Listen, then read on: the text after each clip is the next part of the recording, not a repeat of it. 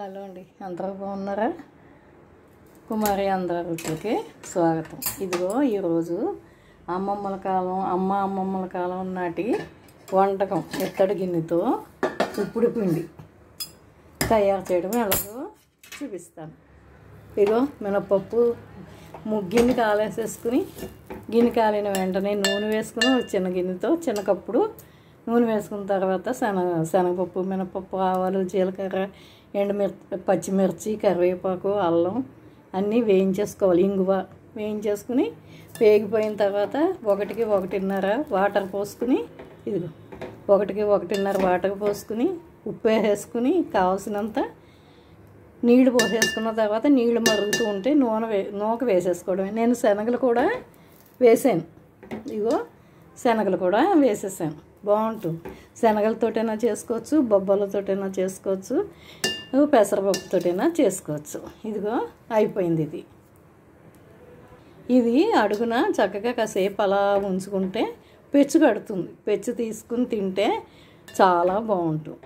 ఇది తింటుంటే జీలకర్ర నోటికి తగులుతుంది, అల్లం బాగుంటుంది, పచ్చిమిర్చి బాగుంటుంది, ఇంగువ మంచి వాసన వస్తూ చాలా బాగుంటుంది. పూజలు చేసుకునేటప్పుడు ఉపవాసం నేను ఉండలేను అని బాధపడేవాళ్ళు ఇలాగా ఇచ్చేసుకు తినచ్చు. ఉపవాసం ఉన్నట్టు ఉంటుంది. అయ్యో నేను లేనని బాధపడక్కర్లేదు, నీరసం రాదు. ఇది అమ్మమ్మల కాలం నాటి ఉప్పుడు పిండి ప్రిపేర్ చేసుకున్నాం. చూసారా, ఇత్తడి గిన్నెతో చేసుకున్నాం. ఇదిగో ఉప్పుడు పిండి చూసారా, శనగలు అన్నీ ఎలా ఉన్నాయో, శనగలు, కరివేపాకు, అల్లం, పచ్చిమిర్చి అన్నీ ఉన్నాయా. ఇదిగో పెచ్చు చూసారా ఎంత బాగా పెచ్చు కట్టిందో, కరకరలాడుతూ ఉంటుంది. నవ్వులుతుంటే ఎంత స్టిఫ్గా ఉందో చూసారా. నూనె అది పట్టి బాగుంటుంది. పిల్లలు, పెద్దవాళ్ళు ఇది చాలా ఇష్టంగా తింటారు. శివరాత్రికి అలాగా అన్నం తినకుండా ఇలా కూడా తినచ్చు చక్కగా, బాగుంటుంది. ఇదిగో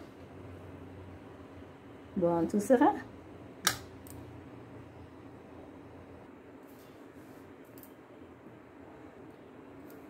ఇదిగోండి ఉప్పుడు పిండి చాలా బాగుంది చూసారా. జీలకర్ర అన్నీ వేసాను, శనగలు అవి వేసుకున్నాను. ఇదిగో శనగలు వేసాను, ఒక చిన్ని కప్పుతో శనగలు వేసాను, అన్నీ వేసాను. ఇదిగో పెచ్చు చూసారా ఎంత బాగా పెచ్చు కట్టిందో, కరకరలాడుతూ క్రిస్పీగా చాలా బాగుంటుంది చూసారా. ఇదిగో అప్పుడు శివరాత్రి టైముల్లోనూ పూజలప్పుడు ఉపవాసాలు ఉందాం అనుకుని ఉండలేకపోతే ఇది అన్నం బదులు ఇది తినేయచ్చు. ఇది తిన్నా కూడా ఉపవాసం ఉండొచ్చు, వెళ్తూ ఉంటుంది.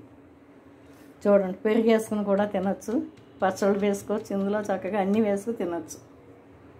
Healthy food.